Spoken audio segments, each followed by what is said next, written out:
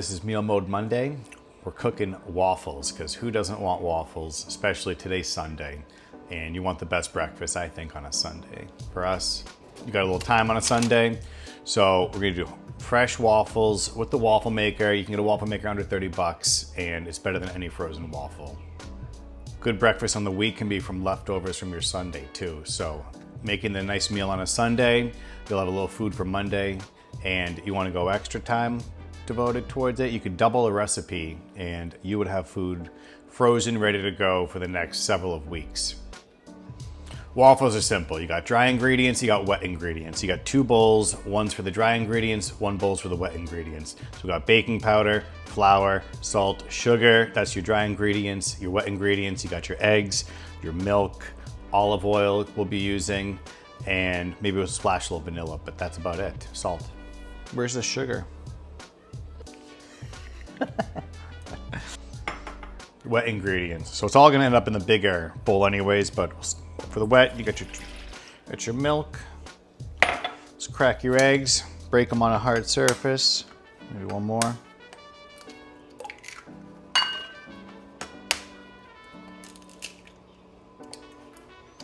So far, no shell. We'll see. Going to organic olive oil. I like olive oil. I think you could drink it, could put it on things. It's good for everything, olive oil. One more. Made some milkshakes last night before going to bed. Added the vanilla to the vanilla milkshake. So you know what? Let's add a little vanilla to the waffles, because when doesn't it make things like this taste better? Honestly, vanilla always does. So now we're just gonna whisk this all up. We get the big bowl with the dry ingredients, mix it all together. And the middle of it, try and whisk out the middle so you make a little well. Make that well, dump it in.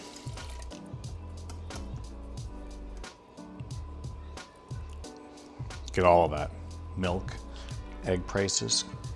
Still cheaper than frozen and better. Mix it all up.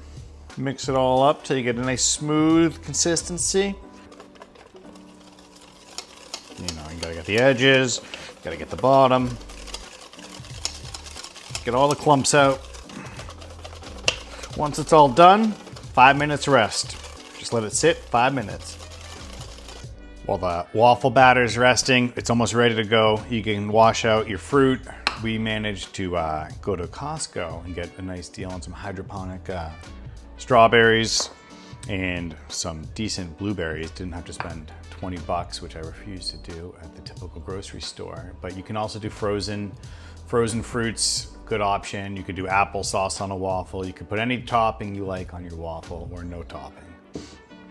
The bacon, I've been sticking the bacon on a rack just because it's way easier to just put it in the oven and walk away from it than you just check it every 30 minutes. It cooks for up to an hour.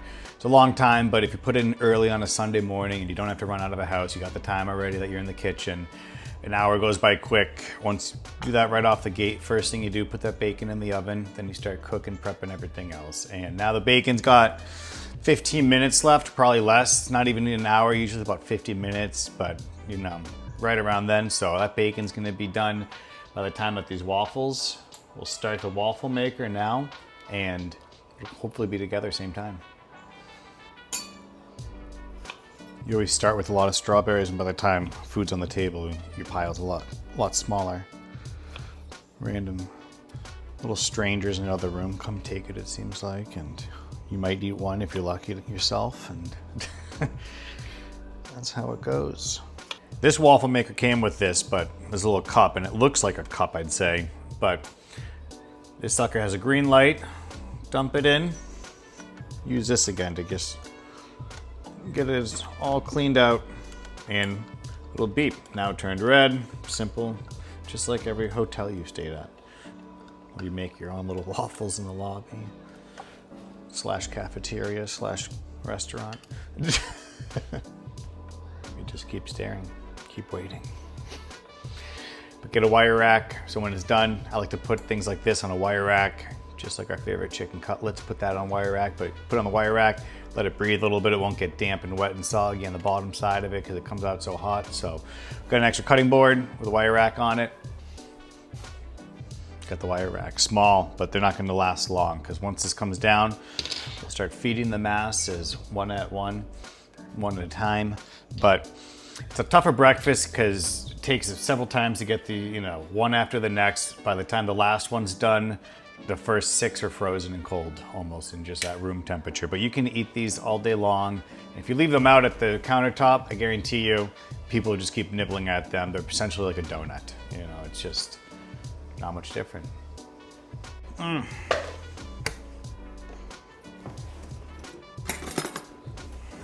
Ready to go on the wire rack. Ooh, hot. Get the next one in. Same thing, clean it off. Oh yeah. Now we're just pumping them out.